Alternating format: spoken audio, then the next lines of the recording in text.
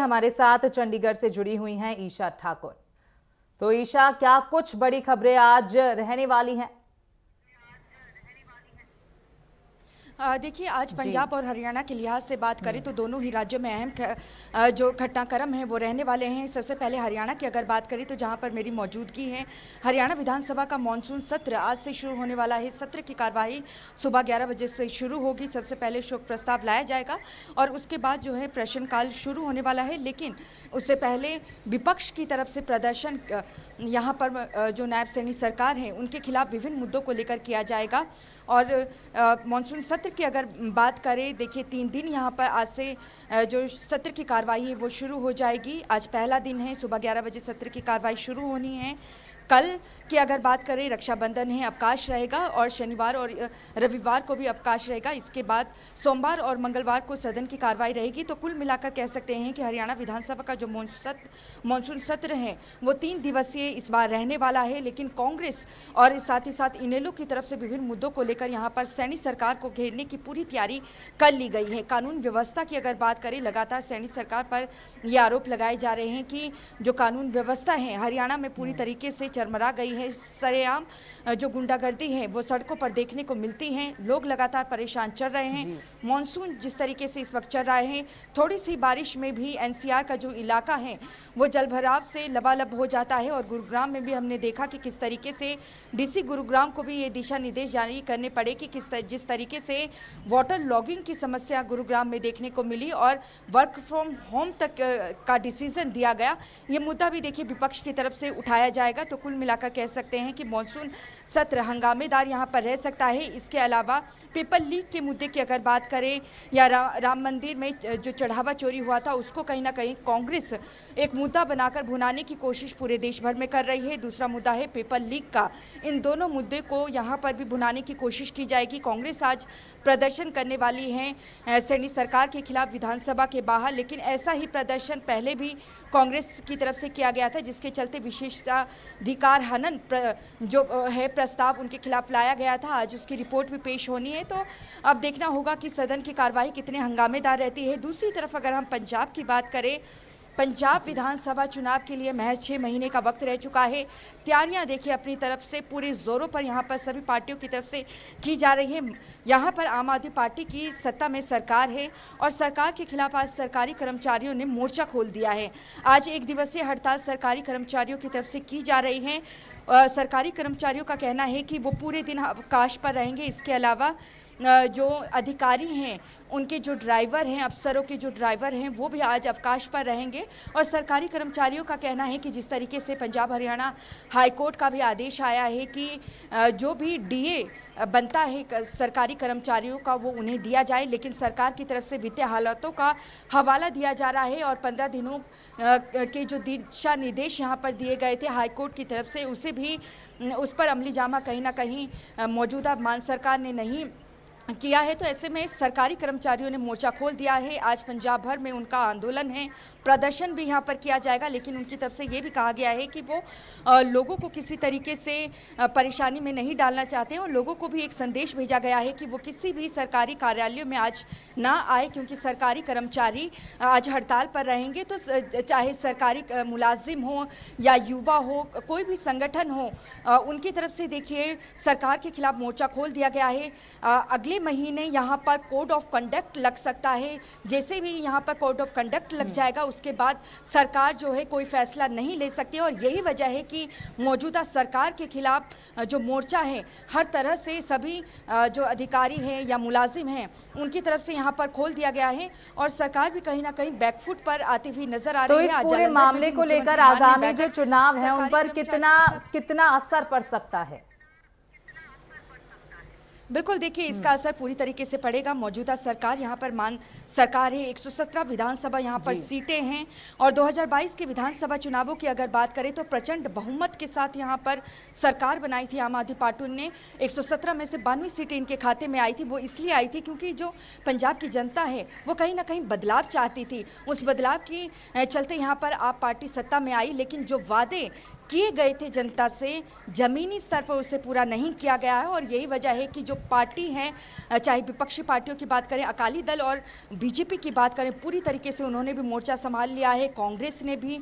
और बीजेपी एक बड़ी रैली कल बटाला में करने जा रही है। कल रक्षाबंधन है, इसी उपलक्ष्य पर एक बड़ा समागम सुबह 10 बजे भारतीय जनता पार्टी की तरफ से पंजाब में होने वाला है, जिसमें तमाम बीजेपी के जो लीडर्स हैं वो मौजूद रहेंगे। और यहाँ पर भी देखिए, जो गठबंधन को लेकर चर्चा भी चल रही है अकाली बीजेपी के बीच में, वो अधर पे लटकी हुई है।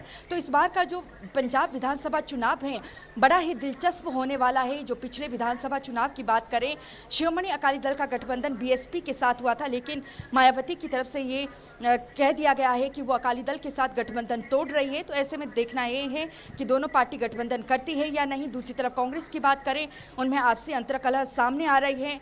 आम आदमी पार्टी की सरकार भ्रष्टाचार में कहीं ना कहीं घिरती नजर आ रही है। तो ऐसे में जो पंजाब की जनता है किसे चुनती है, ये देखना होगा। चुनाव इस बार का बड़ा ही दिलचस्प होने वाला है। कई ऐसे नेता हैं जो एक दूसरी के पार्टी को अपनी पार्टी छोड़कर दूसरी पार्टी का दामन थाम सकते हैं। सभी की नज़रें इस बार उस पर टिकी हुई हैं। और आने वाले दिनों में जल्द ही अमित शाह की अगर बात करें या प्रधानमंत्री नरेंद्र मोदी की, वो भी पंजाब का दौरा कर सकते हैं। जी। और वहीं अगर बात की जाए, आपने अभी बताया कि बीजेपी का एक बड़ा कार्यक्रम होने वाला है, तो बीजेपी के कौन से बड़े जो चेहरे हैं वो इस कार्यक्रम में जुट सकते हैं? देखिए, बीजेपी ने हाल ही में सतीश पूनिया, जिन्हें राष्ट्रीय महामंत्री बनाया गया है, हरियाणा बीजेपी के प्रभारी भी हैं, उन्हें जिस तरीके से पहले राज्यसभा भेजा गया, फिर राष्ट्रीय महामंत्री बनाया गया। हरियाणा के प्रभारी तो थे ही, लेकिन पंजाब में उन्हें प्रभारी लगाया गया, वो यहाँ पर मौजूद रहेंगे। तरुण चुग की अगर बात करें, जो कि अमृतसर के रहने वाले हैं, उन्हें संगठन में जगह भी मिली है। और साथ ही उन्हें राज्यसभा मध्य प्रदेश से भेजा गया है, वो भी मौजूद रहेंगे।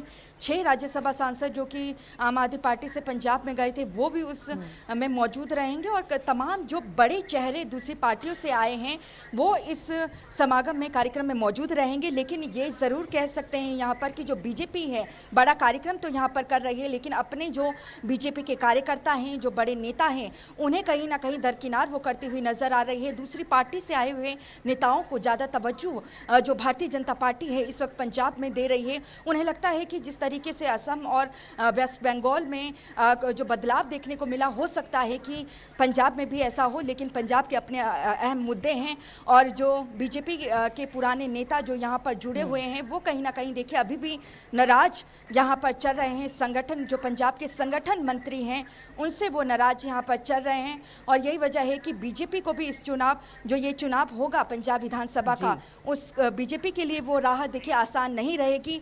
भले ही एक मंच पर या किसी बैठक पर जो बीजेपी के पुराने नेता हैं वो नज़र तो आ रहे हैं, लेकिन वो खफा हैं और कहीं ना कहीं उनकी नाराज़गी है वो चुनाव में नतीजों में भी उसका असर देखने को मिल सकता है। वही देखिए, क्योंकि अगर हम बात करें तो बीजेपी ने सभी जो 117 विधानसभा सीट हैं पंजाब की, उन सभी पर चुनाव लड़ने की बात कही है। तो क्या लगता है आगामी विधानसभा चुनावों में क्या इस बार पंजाब में बीजेपी अपनी सरकार बना पाएगी?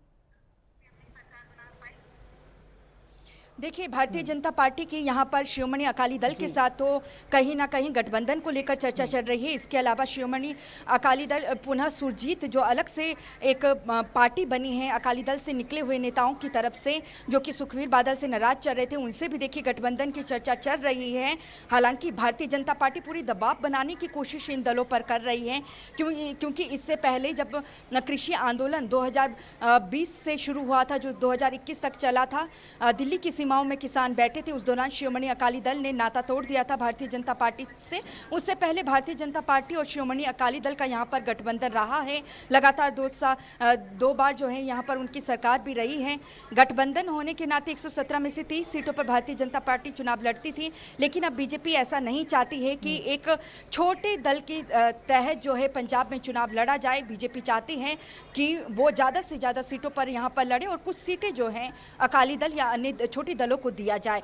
और यही वजह है कि एक दबाव बनाने की कोशिश ये कहते हुए कि 117 सीटों पर भारतीय जनता पार्टी जो है अपनी तैयारी कर रही है, लेकिन ज़मीनी हकीकत ये है कि 117 सीटों पर भारतीय जनता पार्टी के पास जो उम्मीदवार हैं वो नहीं हैं। लेकिन ये कुछ ऐसी सीटें हैं जहां पर मजबूत उम्मीदवार देखिए भारतीय जनता पार्टी के पास जो मौजूदा बीजेपी के नेता हैं वो भी हैं, दूसरी पार्टी से आए हुए नेता वो भी हैं, लेकिन अब टिकट एक को दी जाएगी। राह आसान नहीं है, लेकिन बीजेपी कोशिश कर रही है कि जहां जहां वो मजबूत है वहां वहां वो जो सीटें हैं वो खुद लें और दूसरी सीटें अकाली दल और दूसरे दलों को दिया जाए। ये दबाव बनाने की कोशिश यहां पर बीजेपी की चल रही है। कितना बीजेपी इस पे सफल होती है, क्या चुनाव से पहले गठबंधन हो पाता है या नहीं, ये देखना है।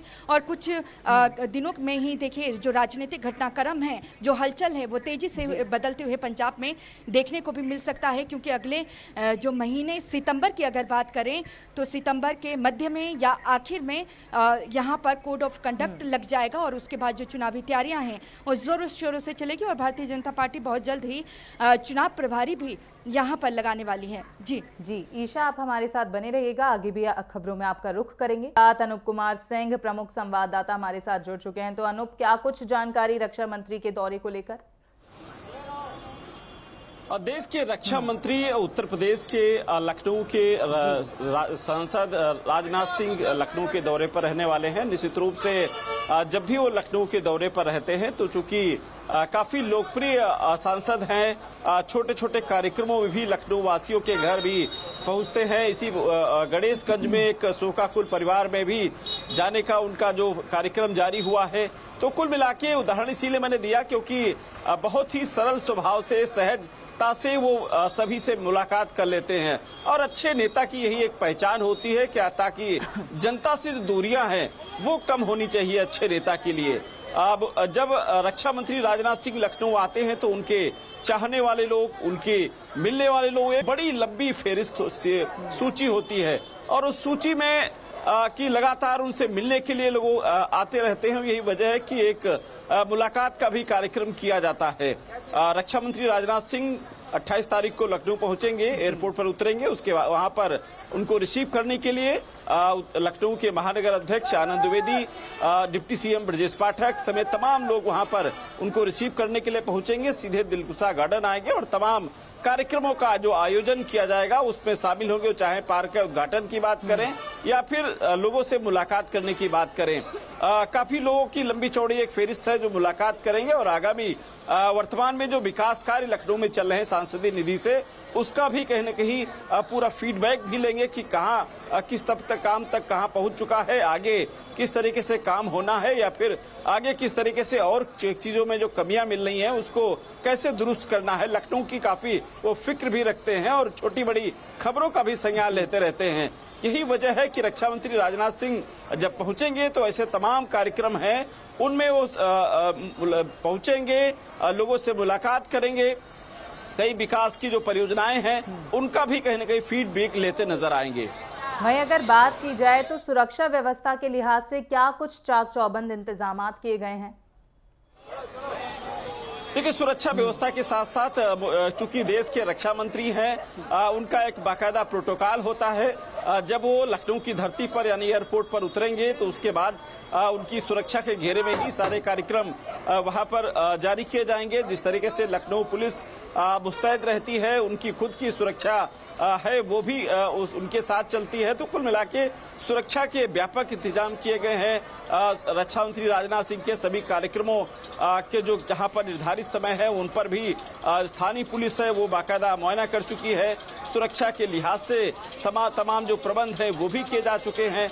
तो कुल मिला के सुरक्षा से लगा के जो कार्यक्रमों का तैयारी है वो एक व्यापक रूप से तैयारी हो चुकी है। अब जब रक्षा मंत्री राजनाथ सिंह पहुंचेंगे, तमाम कार्यक्रमों में शिरकत करेंगे, उसके बाद यहाँ पर कार्यक्रमों में शिरकत करेंगे तो लखनऊ वासी भी कहीं न कहीं उनसे मुलाकात करेंगे और अपने जो समस्याएं हैं वो भी रखेंगे, उनकी भी वही देखिए रक्षा मंत्री ऐसे समय में लखनऊ जा रहे हैं क्योंकि कल देखिए रक्षाबंधन का पावन पर्व भी है, उस दौरान रक्षा मंत्री लखनऊ पहुंच रहे हैं।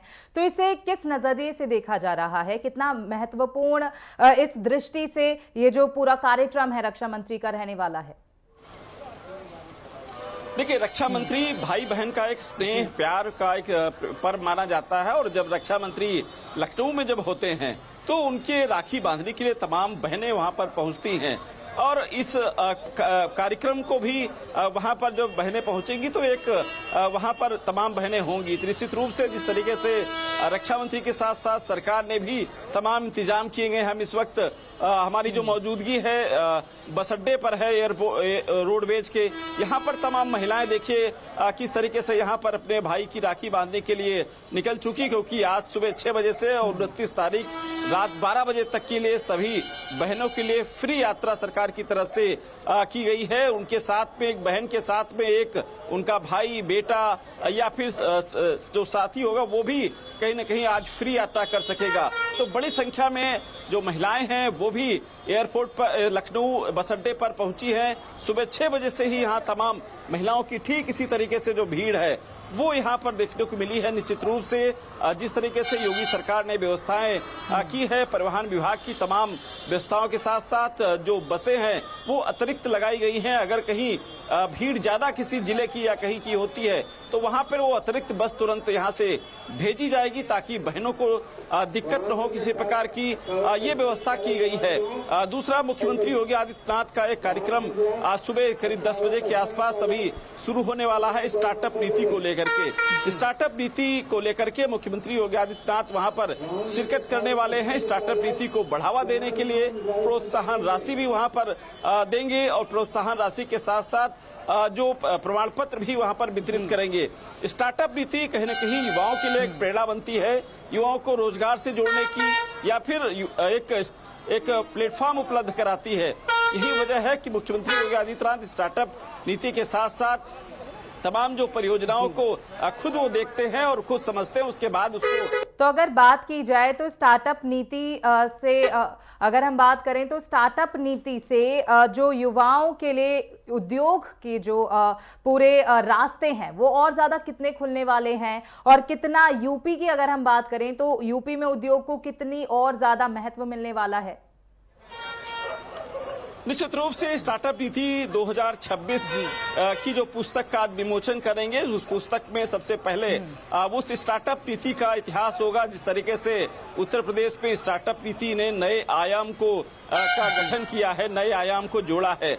अब इसी क्रम को आगे बढ़ाते हुए प्रोत्साहन राशि देंगे। प्रोत्साहन राशि के साथ साथ जो स्टार्टअप नीति युवाओं को एक स्वावलंबी बनाने की शिक्षा देती है, जो रोजगार से जोड़ने की शिक्षा देती है, तमाम जो स्टार्टअप नीति के तहत तमाम जो लोगों को रोजगार मिल रहा है उसको कहीं न कहीं कनेक्ट किया जाता है। और यही वजह है कि आज मुख्यमंत्री योगी आदित्यनाथ पहुंचेंगे लोक भवन में, पुस्तक का विमोचन करेंगे, जो उनकी प्रोत्साहन राशि है उसको भी वितरित करेंगे और तमाम युवाओं को वहां पर संबोधित करते भी नजर आएंगे। आज थोड़ी देर में कार्यक्रम शुरू वाला है, लोक भवन में शुरू होने वाला है। लेकिन चूंकि ये जो कार्यक्रम है काफी अहम लखनऊ के दृष्टि से या फिर उत्तर प्रदेश की दृष्टि से काफी अहम कार्यक्रम है, निश्चित रूप से ऐसे में युवाओं को कहीं न कहीं प्रोत्साहन भी मिलेगा, युवाओं को यानी साफ तौर पर स्टार्टअप नीति की अगर हम बात करें तो मुख्यमंत्री की ओर से लगातार ऐसी योजनाएं चलाई जा रही हैं, ऐसे जो है कार्य किए जा रहे हैं जिनसे जो युवाएं हैं उनका जो भविष्य है वो सुधरे, उनके भविष्य में और ज्यादा वो प्रगति करें और उद्योग को भी बढ़ावा मिले। बहरहाल आपका इस तमाम जानकारी के लिए बहुत बहुत धन्यवाद। तो अजहर हुसैन, आज क्या कुछ बड़ी खबरें रहने वाली हैं, क्या कुछ बड़ी जानकारियां? जी अजहर। देखिए, अगर हम जम्मू कश्मीर के अहम खबरों की ओर बात करें, सबसे पहले हम कल दिन जो है सिक्योरिटी फोर्सेस की जानिब से, जम्मू कश्मीर पुलिस की जानिब से एक बड़ी कामयाबी इस प्रकार से कि दक्षिणी कश्मीर के बुगाम इलाके में जो है 5 संदिग्ध जो ODWs हैं यानी अंडरग्राउंड वर्कर्स जो है जो आतंकी के लिए काम कर रहे थे, उनको फिलहाल गिरफ्तार कर लिया गया, यानी उनको सलाखों के पीछे धकेल दिया और उनकी तहवील में काफी मात्रा में एम्युनिशन जो है वो रिकवर किया गया। कुछ हैंड ग्रेनेड्स, पिस्टल्स और जिंदा जो राउंड्स है वो बरामद किए गए हैं। और ये कार्रवाई जो है 9 राष्ट्रीय राइफल, जम्मू कश्मीर पुलिस कुलगाम और 18 बटालियन CRPF की ओर से ये ज्वाइंट ऑपरेशन था और ये दक्षिणी कश्मीर कुलगाम का बुगाम गांव है और यहाँ पे ये कार्रवाई अंजाम दी गई। फिलहाल पुलिस ने इस सिलसिले में जो है तहकीकात शुरू करके एक FIR दर्ज करके तहकीकात शुरू कर दी है और बड़े पैमाने पे जो है मज़ीद जो तलाशी कार्रवाई है या हम यूं कहेंगे कि ऑपरेशन जो है मजीद चलाया जा रहा है और तवक्का ये भी है कि इस किलिंग के बाद में कुछ और जो है सिक्योरिटी फोर्सेस के हाथों जो है कुछ और कामयाबियां मिल सकती है। फिलहाल ये बड़ी खबर जो है दक्षिणी कश्मीर के कुलगाम से निकल के आ रही है। दूसरी अहम खबर की अगर हम बात करें कि राजौरी के छात्र इलाके में जो है बीती रात जो है एक बड़ा ट्रैफिक हादसा जो है वो रोडमा हुआ। दरअसल एक वाहन जो है वो गाड़ी गहरी खाई में जा गिरा और जिसके नतीजे में तकरीबन 5 से 6 व्यक्ति जो है उनकी मौत वाक़ा हुई है। हालांकि उसके बाद में रेस्क्यू ऑपरेशन और प्रशासन की ओर से एसडीआरएफ टीम जो है मौके पे पहुंची है और अन्य जो घायल व्यक्ति है उनको हालांकि वहां पे नजदीकी हॉस्पिटल पहुंचाया गया है, उनका इलाज मुआवजा चलाया जा रहा है।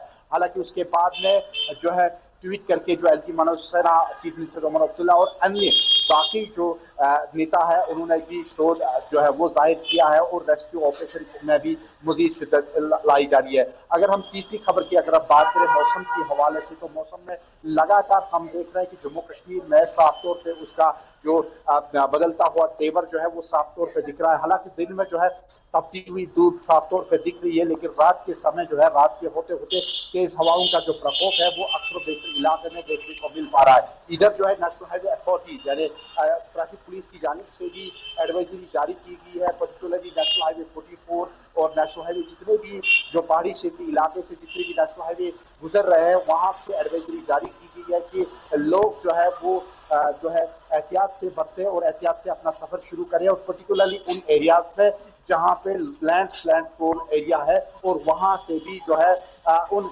इलाकों की तरफ जो है काफी देखने की जरूरत है। फिलहाल इस इलाके में या इस सूचना के बाद में या इस एडवाइजरी के बाद में नेशनल हाईवे 44 या अन्य जितने भी नेशनल हाईवेज है वहां पे भी ट्रैफिक पुलिस और एसडीआरएफ टीम और बाकी जो टीमें हैं वो अलर्ट मोड पे है और किसी भी डिस्ट्रेस कॉल को निपटने के लिए सिविल इंतजामिया जो है वो लगातार साफ तौर पे दिख रही है। इधर जम्मू से भी एक बड़ी खबर जो है वो सामने आ रही है कि तकरीबन 11 करोड़ रुपीस की जो हीरोइन है वो प्रशासन की ओर से यहाँ पे जब्त कर ली गई है। हालांकि ये भी बताया जा रहा है कि इसमें जो एक मेन मास्टरमाइंड है उसको भी यहाँ पे दर्दबोश लिया है और इस कार्रवाई के दौरान जो है 3 अन्य व्यक्ति जो है उनको भी यहाँ पे हिरासत में लिया है। फिलहाल इस सिलसिले में भी पुलिस ने जो है एफआईआर दर्ज करके तहकीकात शुरू कर दिया है।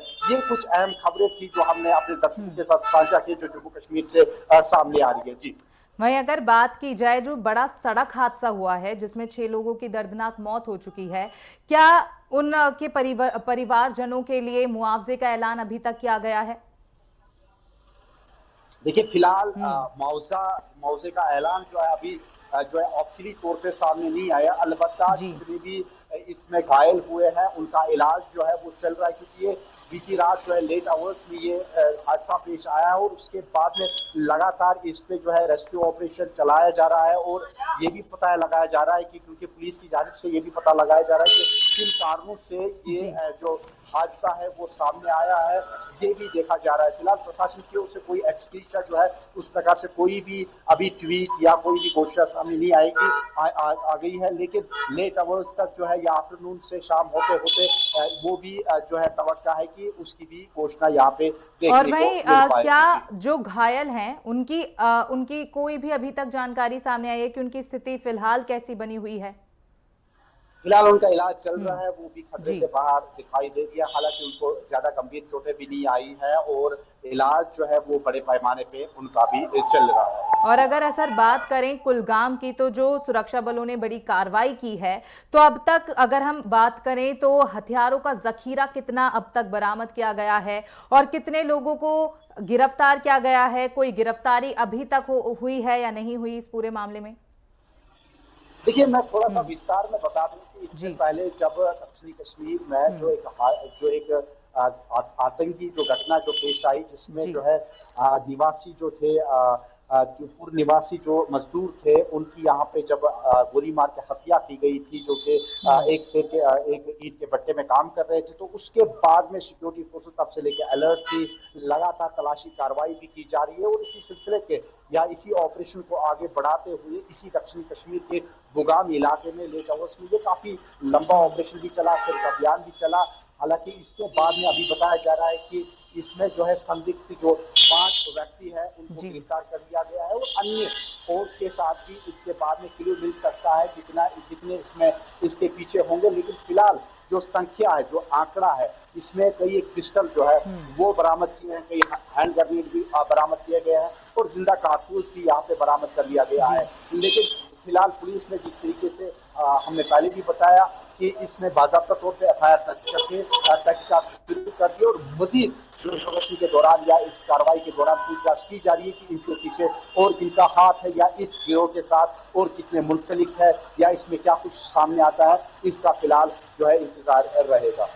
और वहीं अगर बात की जाए जम्मू कश्मीर में मौसम की, तो राहत बचाव जो अभियान है वो कितना ज्यादा आगे बढ़ा है? और अगर बात कर लें लोगों के लिए, तो लोगों के लिए क्या कुछ एडवाइजरी प्रशासन ने जारी की है? देखिए, फिलहाल जो है मौसम के हवाले से ये बताते चले कि जम्मू कश्मीर में पर्टिकुलरली घाटी में अभी हार्वेस्टिंग का सीजन आने वाला है जिसमें सेब को हार्वेस्ट किया जाएगा। लेकिन इसके पेश नजर जो है बीते कई दिनों से हमने देखा कि लेट आवर्स में तेज हवाओं के साथ साथ जो है ओलावृष्टि होती है। हालांकि इसको लेके जो है किसान जो है काफी परेशान है क्योंकि किसान की फसलों को काफी नुकसान भी पहुंचा है। हालांकि उसके बाद में कई किसान दलों ने जो है प्रशासन से अपील की थी, मुआवजे की अपील की थी या क्रॉप इंश्योरेंस को लागू करने की अपील भी की थी।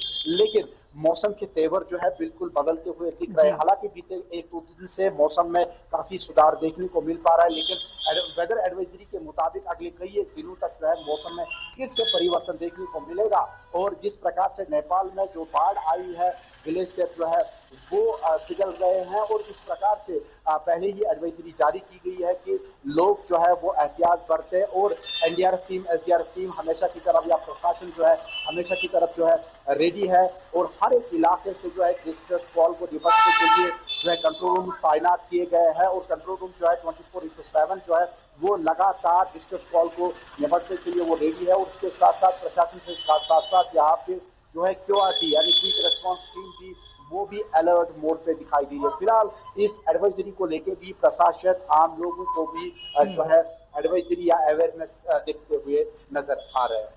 और वहीं अगर बात की जाए जम्मू में जो हीरोइन की खेप पकड़ी गई है, हीरोइन तस्करी का जो ये पूरा भंडाफोड़ हुआ है, तो उसमें आगे क्या कुछ बड़ी कार्रवाई देखने को मिलेगी? कितने और लोगों पर गाज गिर सकती है? कितनी गिरफ्तारियां आगे और ज्यादा हो सकती हैं?